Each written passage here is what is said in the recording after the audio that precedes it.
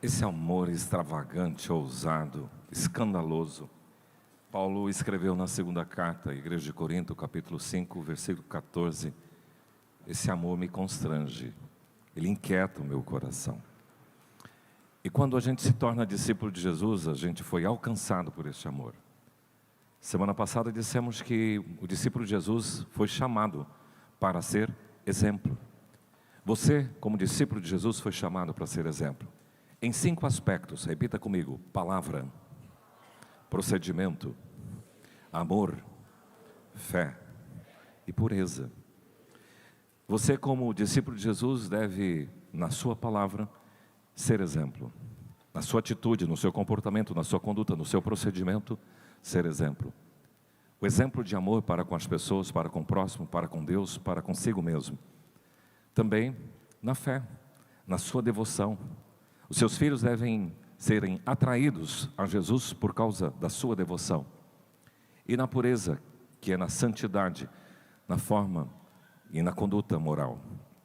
Nós queremos continuar falando sobre o chamado do discípulo. Hoje nós vamos falar o chamado do discípulo para ser bênção. E eu queria convidar você a abrir sua Bíblia no livro de Gênesis, capítulo 12, versículos 1 a 3. E vamos ler esse texto bíblico que nos diz o seguinte: Gênesis 12, 1 a 3. Ora, disse o Senhor a Abraão: sai da tua terra, da tua parentela e da casa de teu pai, e vai para a terra que te mostrarei. De ti farei uma grande nação, e te abençoarei e te engrandecerei o nome. Sê tu uma bênção.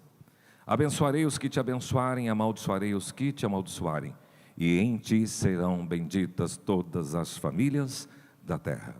Pai, que a tua palavra possa encontrar guarida no nosso coração, para que ela nos estimule a uma fé prática, a uma fé tangível, em que as pessoas possam ver a virtude de Cristo em nossas vidas. Que sejamos hoje chamados a ter uma vida que transmita fé, uma vida que transmita bênção a todos que nos cercam. Usa-nos para falar da tua palavra, em nome de Jesus. Amém. Shalom, eu sou Abrão, e a minha história com todos os acontecimentos estão registrados lá no livro de Gênesis, no capítulo 11 ao 25. Ela é uma das mais importantes descritas na Bíblia. Saber quem eu sou é fundamental para você entender a origem do povo hebreu. Porém, essa história também está diretamente ligado à Igreja de Jesus Cristo, ligado à IPI de Dourados. Não se resumindo apenas aos judeus.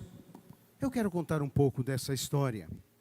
Era chamado de Abrão, filho de Terá, natural da cidade de Ur dos caldeus, localizado lá na Mesopotâmia. Sou descrito como o primeiro patriarca bíblico. Em Gênesis 12, o Senhor me chama e me convoca para sair daquele cenário de paganismo. Eu devia deixar tudo, minha parentela, e ir conforme o Senhor fosse me conduzindo, e assim partir para a terra prometida por Ele.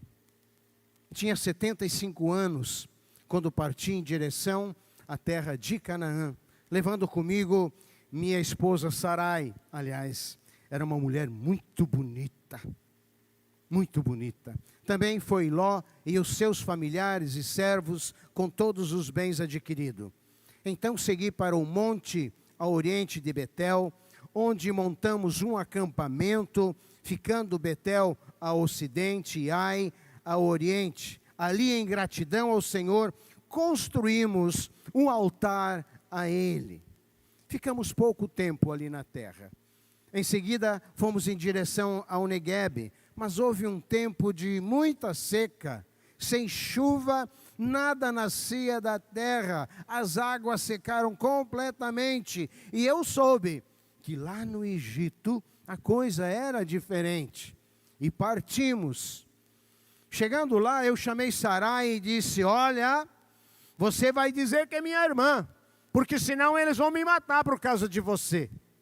Os servos de Faraó, logo que a viram, se derramaram diante dela e foram falar a Faraó que eu estava ali, e foram falar dela, minha irmã, muito bonita. Faraó a leva para o seu harém, e por isso eu fui tratado muito bem. Mas o Senhor Deus foi duro com Faraó e o puniu com doenças. Então o rei entendeu que ela era a minha esposa.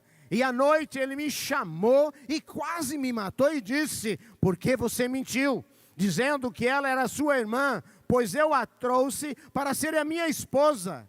Toma ela de volta e saem daqui e vão embora depressa. Eu saí todo envergonhado e voltei novamente para o Neguebe. Meu sobrinho Ló já era um homem muito rico, com muitos animais, e já não podíamos ficar juntos. E houve brigas entre os empregados dele e os meus. E eu chamei: vem cá, Ló, nós precisamos conversar. Não dá mais, nós somos parentes, você precisa se separar de mim. Escolha para onde você quer ir. Se você for para a direita, eu vou para a esquerda, ou vice-versa. Ele escolheu a parte mais fértil, as regiões das Campinas do Jordão, e eu fui para o outro lado. Ló, ele encheu os olhos para os lados de Sodoma e Gomorra, um povo totalmente corrupto e mau. Eu segui sendo guiado e orientado pelo Senhor.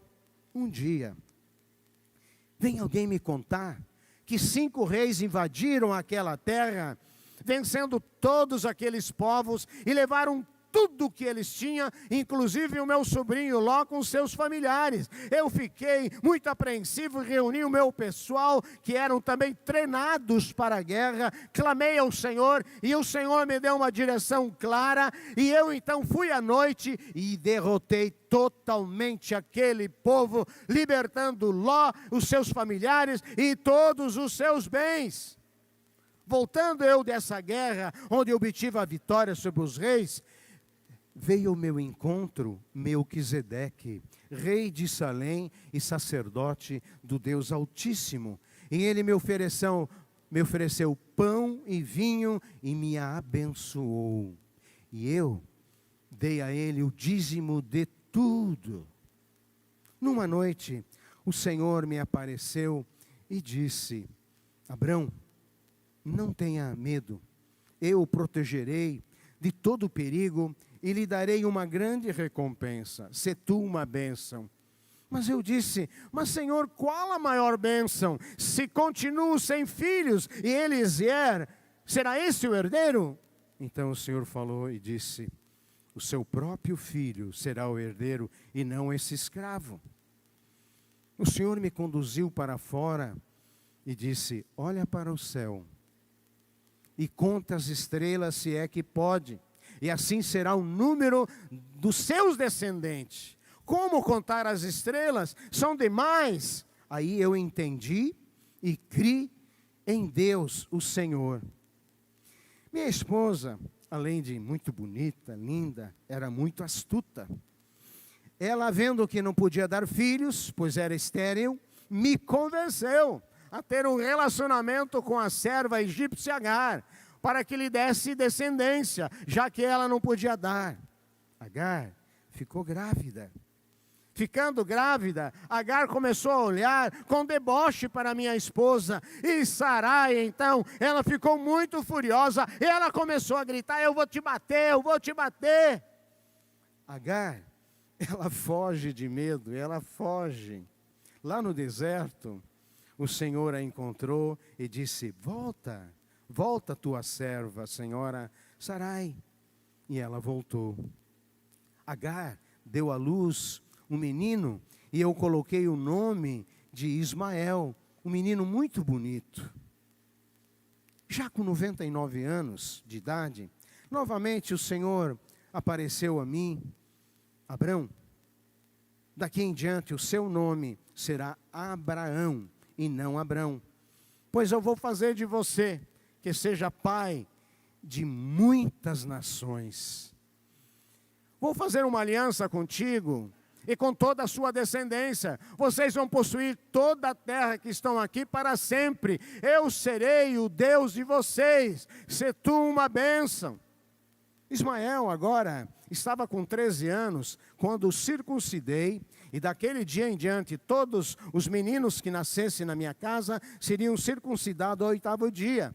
Nesse tempo, Deus mudou o nome de Sarai para Sara, que quer dizer princesa, dando assim jus à sua beleza. Um dia de muito calor, eu estava sentado debaixo de uma árvore, quando de repente 3 varões aparecem diante de mim, bem na hora mais quente. Tratei eles muito bem, eles aceitaram, comeram e se levantaram, e um deles me confidenciou que iriam destruir toda aquela terra, toda aquela região de Sodoma e Gomorra. Eu fiquei preocupado, e eu lembrei do meu sobrinho Ló, que estava lá com seus familiares. Eu comecei a dizer, será que vão destruir o justo com o ímpio, se tiver 50 ali? Não, diz o Senhor, não vou destruir.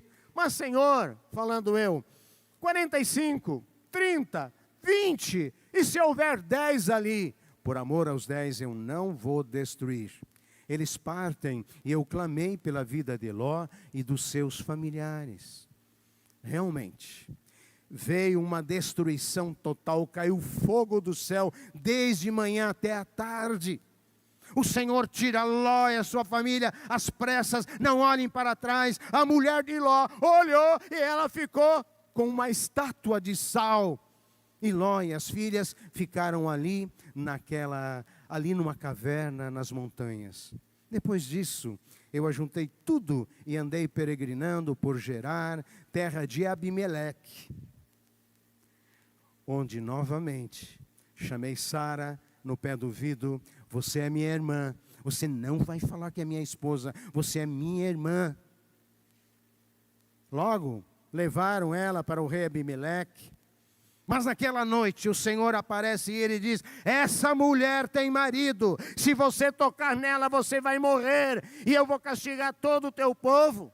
Ele tentou justificar, ele tentou falar, mas Deus disse, devolva agora essa mulher. Assim fui chamado. Depois de sofrer uma vergonha novamente, ele me devolveu e eu fui embora. Agora Sara, já bem de idade, ela concebeu e deu à luz nosso herdeiro prometido, chamado Isaque, quer dizer risonho. Foi muita alegria. No 8º dia eu o circuncidei. Quando ele foi desmamado, eu fiz uma grande festa, uma festa maravilhosa. Mas de repente Sara observou que Ismael estava zombando de Isaque.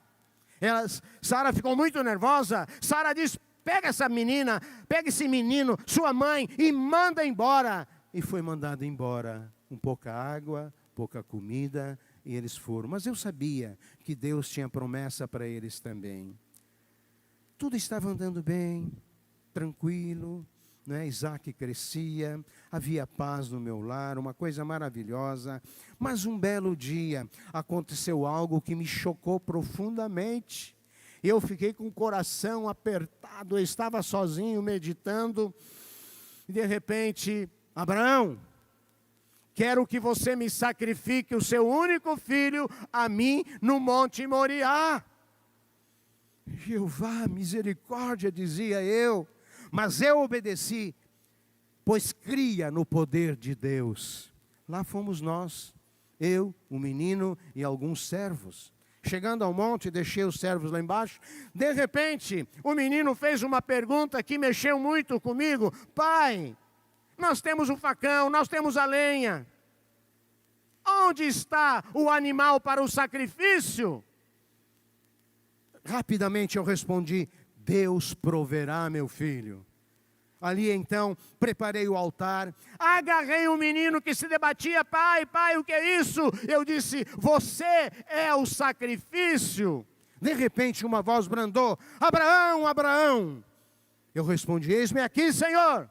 Não machuque o menino, não faça mal nenhum a ele. Agora eu sei que você teme a Deus, pois não me negou o seu filho, o seu único filho. E eu olhei em volta e eu vi um carneiro preso pelos chifres no meio de uma moita. Depressa peguei aquele carneiro, matei e ofereci em sacrifício em lugar do meu filho. Aleluia, Jeová Jireh agiu depressa. Agora, Sara, com 127 anos, uma noite ela foi dormir e não amanheceu mais. Eu chorei muito por ela. Eu comprei um campo naquele lugar e a sepultei. Já estava bem avançado em idade. E tudo, Deus me abençoou. Mas eu não queria que Isaac casasse com alguém daquela região. Eu chamei então um dos meus empregados mais antigos, que tomava conta de tudo, e disse: põe a mão por baixo da minha coxa e faça um juramento.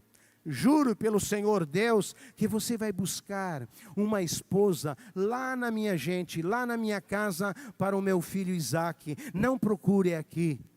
Ele jurou e partiu. Chegando nas propriedades de Betuel, que era filho de Milca e Naor, meu irmão, ele lá então conheceu.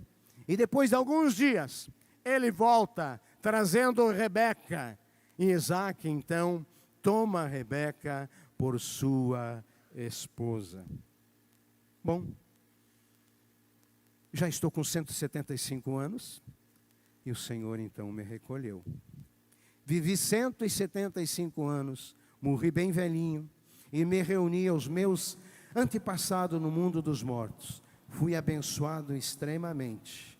Nenhuma promessa de Deus deixou de cumprir-se na minha vida.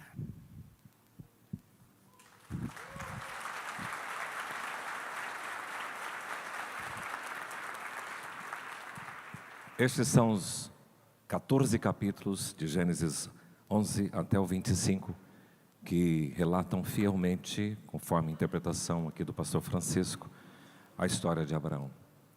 Mas em que é que Abraão se conecta com a gente como discípulo de Jesus? A Bíblia descreve que Abraão é chamado de amigo de Deus. E Jesus, num dos seus ensinos, lá em João, ele diz o seguinte: já não vos chamo servos, porque o servo não sabe o que faz o seu senhor, mas tenho-vos chamado amigos, porque tudo quanto ouvi de meu Pai vos tenho dado a conhecer. Então, em primeiro lugar, se Abraão é chamado de amigo de Deus, e se Jesus chama aqueles que o servem de amigos, nós nos conectamos na mesma linhagem de discípulos. Em segundo lugar, a Bíblia diz que os que são de Cristo são reconhecidos como filhos de Abraão. Então, aqueles que estão em Cristo são descendência de Abraão. De modo, diz as Escrituras, que os que são da fé são abençoados com o crente Abraão. Como discípulo de Jesus, nós somos chamados então a ser uma bênção. Você, como discípulo de Jesus, foi convidado para ser uma bênção. Ser uma bênção na vida das pessoas, como Abraão foi. Não ser instrumento de desgraça, de pavor. Não ser instrumento de infortúnio, de calamidade, de destruição para as pessoas que te cercam. Não fazer imprecações, palavras condenatórias e danação contra as pessoas. Não ser maldição. Você foi chamado para ser uma bênção. Você foi abençoado para abençoar. É usar palavras e atitudes que lançam bênção na vida das pessoas, das famílias, das gerações, das descendências. Palavras para falar bem, para tornar as outras pessoas felizes, para ministrar graça, para favorecer, para proteger, bendizer, invocar e desejar o bem. Eu quero olhar algumas coisas que na postura de Abraão caracterizam que ele foi uma bênção na vida das pessoas. Em primeiro lugar, ser tu uma bênção, demonstrando fé e obediência. O autor aos Hebreus registra que quando Abraão foi chamado, ele obedeceu. Você imagina deixar Ur dos Caldeus, lá na Mesopotâmia, 1.200 quilômetros distante de onde Deus mandaria a Abraão? Você deixar a sua localidade, família, sociedade, deixar tudo que é seu para trás. Recentemente nós tivemos um caso aí da Ucrânia, quando aqueles refugiados deixavam tudo para trás, indo para alguns países da vizinhança europeia, e alguns vindo para o Brasil, inclusive. Imagina deixar todas essas coisas para trás e numa época em que você não conhecia, não tinha acesso às informações e às pessoas, e o contato tão facilitado que hoje nós temos, podemos falar agora com qualquer pessoa em qualquer lugar do mundo. Uma época em que não tinha GPS, uma época em que não tinha essa facilidade de comunicação. Deixar era um desafio que requeria de um homem a fé e a obediência. Deixe Abraão para trás a sua sociedade, deixe para trás a sua família, deixe a sua segurança, saia da sua zona de conforto, largue a estabilidade. Muitas pessoas lutam para ganhar, para conquistar a estabilidade, e agora você percebe que se você quiser ser uma bênção, em muitos momentos você vai ter que agir pela fé e pela obediência e se expor. Nós corremos o risco de cair no previsível, na rotina, no confortável, naquilo que nos traz segurança. E isso nos leva a deixar de dar passos de fé. E todas as vezes que você dá passos de fé e obediência, você se expõe, mas você é bênção na vida das pessoas. Porque com certeza, o que foi Abraão para toda aquela região onde Deus o enviou, é mais fácil, confesso a vocês, acomodar. Ser uma bênção é crer, é trilhar pelo caminho da fé, é trilhar pelo caminho da obediência. Como o pastor Charles Spurgeon disse, é viver naufragado na soberania de Deus. Quando você age com fé e obediência, você vive naufragado, à deriva, na soberania de Deus, que tem toda a história em suas mãos. Em segundo lugar, você será uma bênção levantando altar por onde você passar. Moré, Betel, Manre. Moré significa professor. Quando Abraão chegou a Moré, ele ali levantou um altar dizendo como que o Senhor é aquele que nos ensina. Dali foi para Betel, que significa casa de Deus. Então ele levanta um altar naquele lugar onde passou a residir e disse: a minha casa é casa do Deus Altíssimo. E Manre significa força. E ele levanta um altar junto aos carvalhais de Manre, dizendo: o Senhor é quem renova as minhas forças. Esse hábito de Abraão é algo que precisamos resgatar na nossa prática espiritual. Onde Deus te colocar, levante sempre um altar, um lugar de adoração. Muitos anos depois dessa história de Abraão, o povo de Israel foi levado cativo, o povo de Judá foi levado cativo à Babilônia.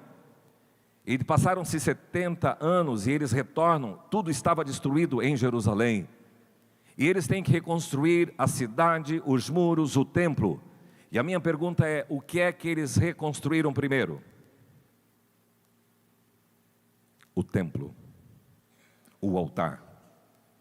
A primeira coisa que tem que ser colocada em ordem na sua vida é o altar, o lugar de adoração. Então, por onde você andar, onde Deus te colocar, levante sempre um altar. Mostra a sua devoção. E se você quiser ser uma bênção, onde você for, levante altar. Se tu uma bênção também, agindo com pacificação e generosidade. E aqui eu quero contrastar a atitude de Ló e a atitude de Abraão. Ló era sobrinho. Eu imagino que Abraão era mais velho. E quando houve o conflito entre os pastores de Abraão com os pastores de Ló, Abraão, que toma a iniciativa, chega para o seu sobrinho e disse: olha, não dá para a gente viver juntos, crescemos bastante, então você, se quiser ir para este lado, eu vou para o outro. Numa educação fina de uma pessoa, de bom senso e de gentileza, e uma pessoa respeitosa, Ló diria o seguinte: não, tio, o senhor tem a primazia, o senhor é mais velho, o senhor é meu tio, então se o senhor escolher ir para lá, eu vou para cá. Mas Ló não fez assim. E aí Abraão então agiu com muita generosidade e de uma forma pacífica. Mas a Bíblia registra nesse episódio que Ló ergueu os seus olhos e cresceu os olhos pela Campina, ou para a Campina de Jordão, ou do Jordão, e ele disse, eu quero ir por aqui, e decidiu antes do seu tio. Mas a palavra de Deus diz, e aí eu imagino que Abraão ficou um pouco assim, chateado, falei, poxa, ele deveria ter visto que eu sou tio, sou mais velho, e a Bíblia diz assim, Deus chegou para Abraão e disse, Abraão, levanta os teus olhos. Está vendo? Onde você está olhando, eu lhe darei. Olha a postura contrastante de um homem que é generoso, de um homem que é pacífico, que estava ali quieto, abaixado a sua cabeça. Deus ergueu os seus olhos, e o outro afoito, o outro prepotente, ergue os olhos e diz, é meu esse lugar.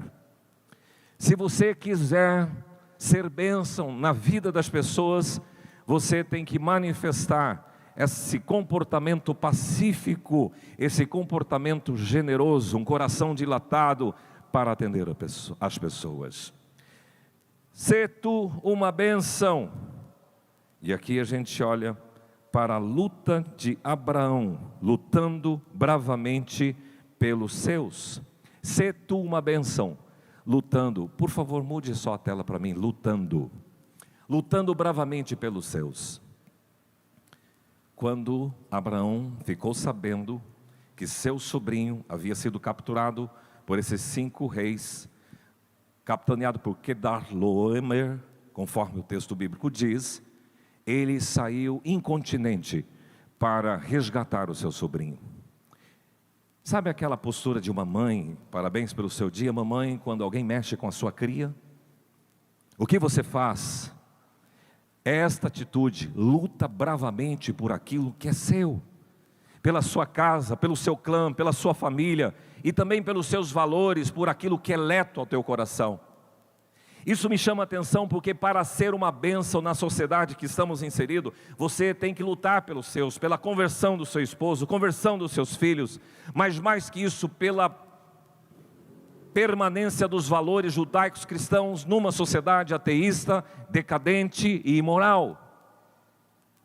Nós estamos vivendo agora uma época de eleição, e aí começam a surgir as pessoas e os candidatos e as suas verborragias, as suas verbalizações, e você tem que começar agora a perceber, ouvir e discernir se aquilo que eles estão falando confere com a postura de algum tempo atrás, se aquilo que eles estão falando tem confronto com as escrituras sagradas. Recentemente um desses candidatos falou abertamente, rasgadamente a favor do aborto.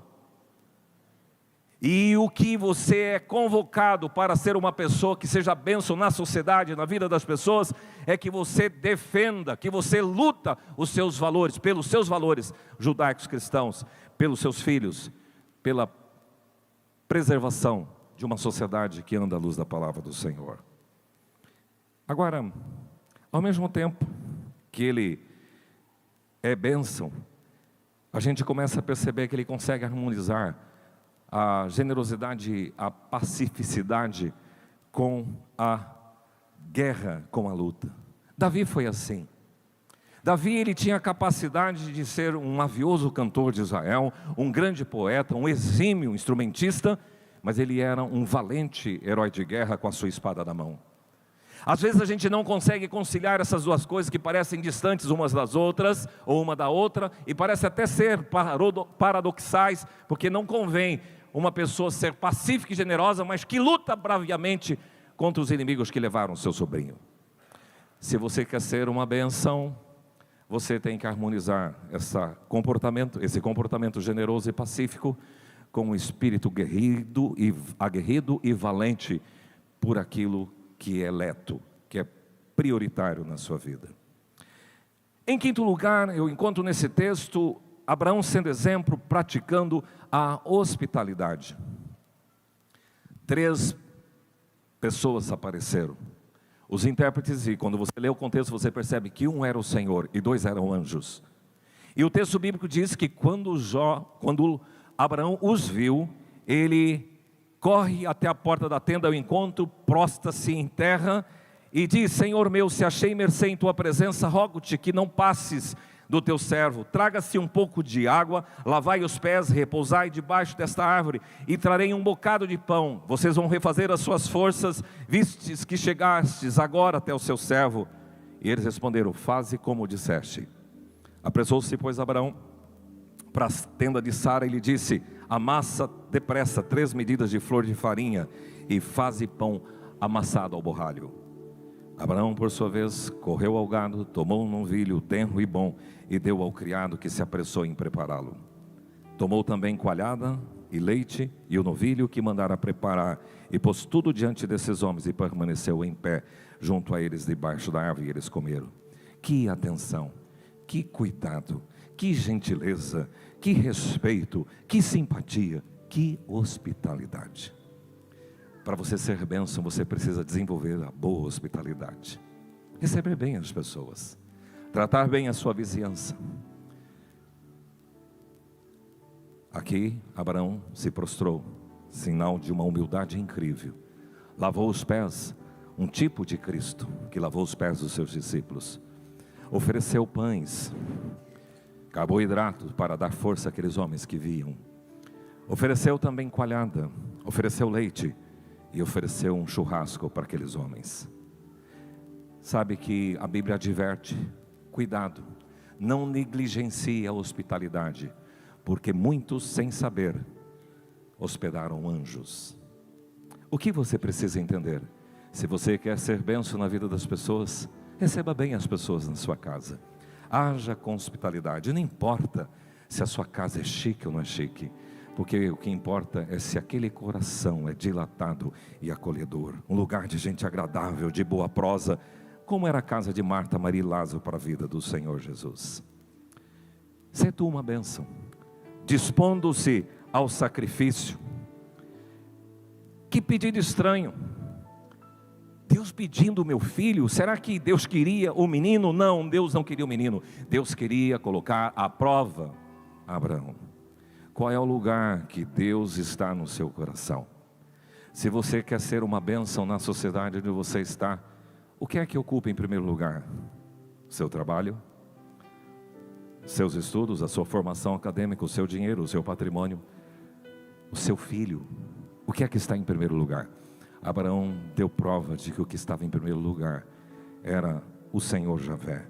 Ele foi até as últimas consequências e Deus declara: agora, Abraão, eu sei que temes a Deus, porquanto não me negaste o teu único filho. Quantos nos nossos dias, por pouca coisa, por pequenas, menores e banais, insignificantes e irrelevantes coisas, negam ao Senhor? Querido amigo, não tem fé sem sacrifício, sem despojamento, sem redenção, sem entrega. Alguns anos atrás cantava uma música que diz: o Senhor está levantando um grande exército, e depois dizia: virá para reinar com aqueles que gastaram seus dias servindo a Deus, fazendo em tudo a vontade do Pai. Gastaram, se deixaram gastar. Davi disse para o Senhor: eu não oferecerei nada ao Senhor que não me custe nada, nenhum sacrifício. A grande diferença então está nesse comportamento rendido. E por fim, seja uma bênção, deixando um legado na sua história. Abraão é reconhecido como pai da fé. Ele é reconhecido como amigo de Deus. E ele deixou uma descendência que somos nós, os cristãos. Jesus inclusive disse para aqueles judeus, diziam: nós somos filhos de Abraão. Então Jesus disse: tudo bem, se vocês são filhos de Abraão, praticai as obras de Abraão. Que seja assim o seu desafio. Você quer ser uma bênção? Sabe que é fácil perguntar para as pessoas: quantos querem ser abençoados? A maioria vai levantar as mãos. Mas a pergunta hoje é: quem quer ser uma bênção? Quero convidar você a se colocar em pé. Jesus, o ministério dele foi de abençoar. O último ato de Jesus, quando estava sendo levado aos céus, foi: e os abençoou. Você é abençoado para abençoar, de várias formas. E isso vai ser perceptível na sua vida, através da sua fé, da sua obediência. Lutar pelas coisas queridas, aquilo que são seus, levantando o altar por onde você for, agindo com pacificação, com generosidade, dispondo-se ao sacrifício e deixando um legado na vida das pessoas. Esse é o seu chamado, é o meu chamado. Essa canção diz: sai da tua terra e da tua parentela. E depois no coro vai dizer: uma nova história Deus tem para você. Um novo tempo Deus tem para ti. Vamos declarar?